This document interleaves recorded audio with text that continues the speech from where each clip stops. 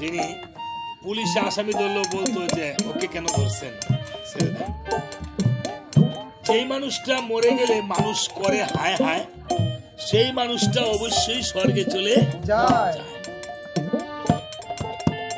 চিন্তা করবেন, আপনি বলেন না যে সে স্বর্গে গেছে না নরকে গেছে, আপনি নিজে বুঝবেন।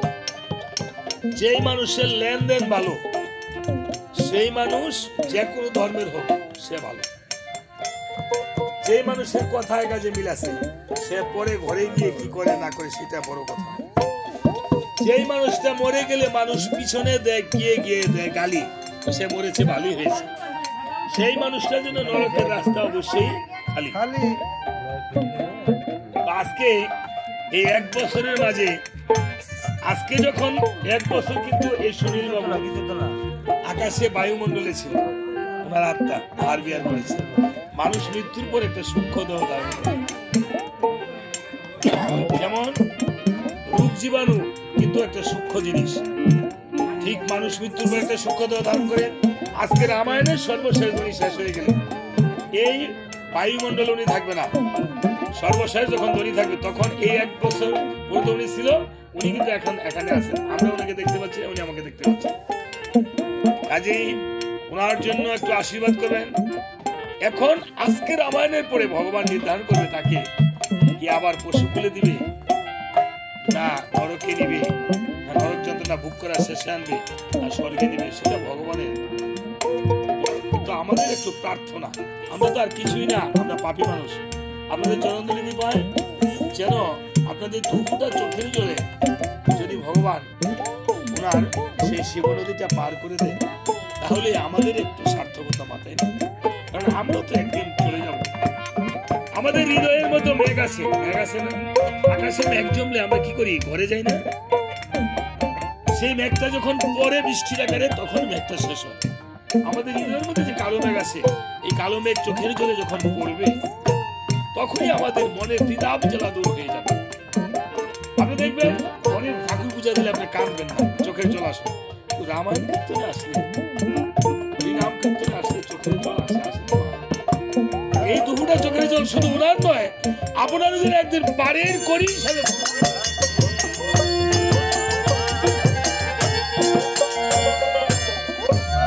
তাই আজকে প্রভু রাবণ বলছে, রে সুখসারণ রে, আমার যে ইন্দ্রজিৎ পুত্র, আমার 3 দিবস হয়ে গেল যুদ্ধক্ষেত্রে, তাহার সংবাদ বল। সুখসারণ বলছে, মহারাজ আপনার পুত্র এমন বীর যে নাকি মেঘের আড়াল থেকে যুদ্ধ করেছে, আর সেই যুদ্ধে দেবরাজ ইন্দ্রকে পরাজিত করেছে। ইন্দ্রজিৎকে কেউ নিধন করতে পারবে না। এমন সময় এক ভক্ত পায়ে উপনীত হয়ে গরজরে বলছে, মহারাজ ভগভগ্ন দূতে আত্মা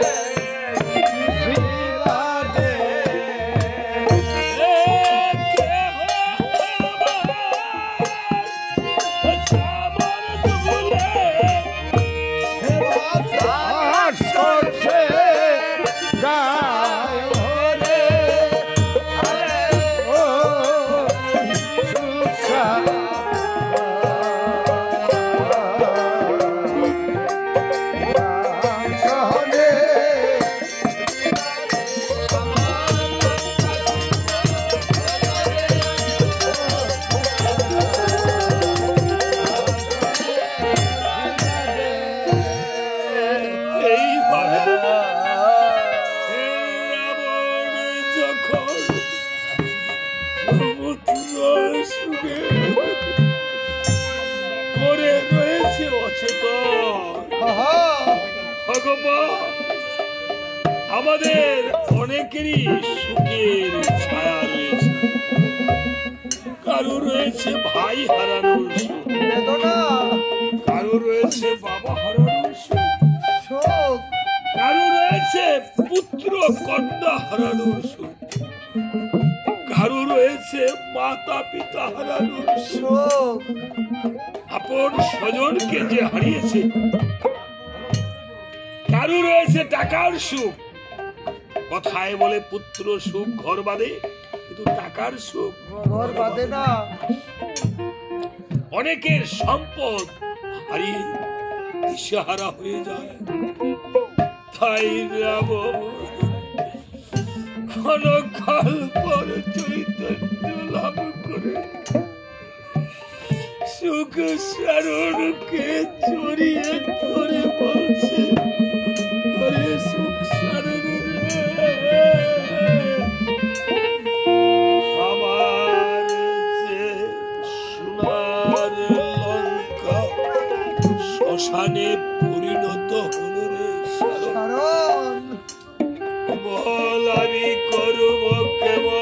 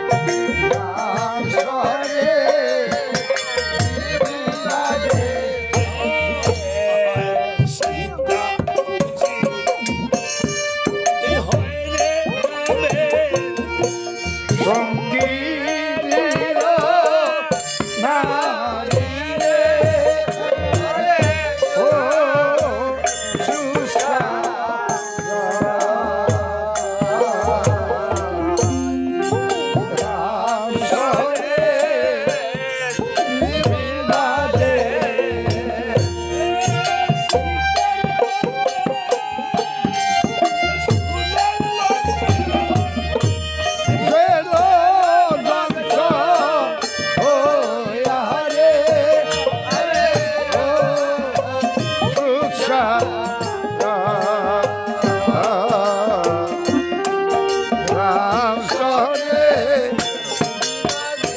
আমার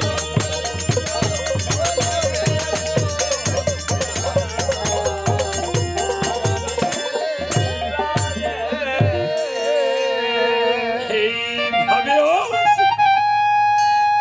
রাবণ পুত্র পুত্র বলে তাই আমার পুত্র ইন্দ্রজিৎ কাকে দিয়ে বাঁচব রে বাবা। এই ধরা যাবে আমার যে সবাই চলে গেল, যেই পুত্রকে আমি বাবা বলে রাখতাম, যেই পুত্র আমাকে বাবা বলে রাখতো, আজকে যেই পুত্র আমার মুখে আগুন দিত, সেই পুত্র আমি পুত্রের মুখে আগুন দিতে হবে। ভগবান যারা এই ধরাধাম থেকে চলে যায়, যারা মা বাবাকে হারিয়েছে দেখে, আজকে তারা আর বাবা বলে আর ঘরে গিয়ে ডাকতে পারবে না। কোটি কোটি টাকা হোক, আমি ভগবানের কাছে প্রার্থনা করছি এই পুত্রের আর বাবা বলে ডাকতে পারবে না। বাবার হাতে মাখা ভাত, মায়ের হাতে মাখা ভাত আমরা থাকতে কিন্তু কোনোদিন খাই নাই প্রসাদের মতো। খাই ছোট সময় খাইছি যখন বুঝছি না, কিন্তু বড় হইয়া বুঝছা খাই না। আমরা টাকা দিয়া মার মন্দিরে গিয়ে, ভগবানের মন্দিরে গিয়ে আমি ভোগ দিয়ে প্রসাদ খাই। ভগবান নিজে বলেছে আমার প্রসাদ হলো শুধু প্রসাদ, প্রসাদ। আর গুরুদেবের প্রসাদ হলো মহাপ্রসাদ, মহাপ্রসাদ। আর বাবা মার মা খাওয়ান্ন এলা মাছ দিয়া হোক আর যা দিয়ে হোক, মাছ দিয়ে কি প্রসাদ হয়? কোন মতে হয়, কালাচান মতে মাছ দিয়ে হয় না। এটা তো একটা মতই, কালাচান মতের বৈষ্ণব, যে তাদেরকে বৈষ্ণব বলা হয় না। তো মা বাবার মাখা ভাত যদি কোনো সন্তান প্রসাদ হিসেবে খায়, সেটা হয় সন্তানের জন্য মহাপ্রসাদ। এবার দেখেন, এটা আমার মুখের কথা না, বলেন না আমি সঞ্জিত মাস্টার বলছি। ভজন মঙ্গল গ্রন্থে ডক্টর মহানামব্রত ব্রহ্মচারী লিখেছেন। এখন দেখেন কে কয়দিন আমরা মা বাবার হাতের মাখা ভাত খাইছি, বড় হয়ে খাইছি ঘৃণা করে। আজকাল যারা মা বাবাকে হারাইছে, তারা টাকা দিয়ে কীর্তনের প্রসাদ খাইতে পারবে না। 1 লাখ টাকা দিতে পারবে, যে 1 লাখ 1.5 লাখ 10,000 টাকা দেয় তো সভাপতি বানায়, তাই না? তারা টাকা দেয় এখন সভাপতি বানায় না। আমার আমরা বানাইবো, বানাইতো না। কিন্তু আমি আপনি যোগ্য থাকলেও টাকা বানাইতে পারবো না। কিন্তু বলছে আপনি বাড়িতে পূজা করিয়া দুর্গা মায়ের প্রসাদ খেতে পারবেন। গুরুদেব বাড়িতে আইন না, বা আরেকজনের গুরুদেব, আপনার গুরুদেব, সেই গুরুদেবের প্রসাদ দিতে পারবে। কিন্তু মা বাবার যারা মা বাবা হারাইছে, মা বাবার মাখা ভাত খেতে পারবে আর পারবে। এই পৃথিবীতে সব জিনিস টাকা দিয়ে মিলে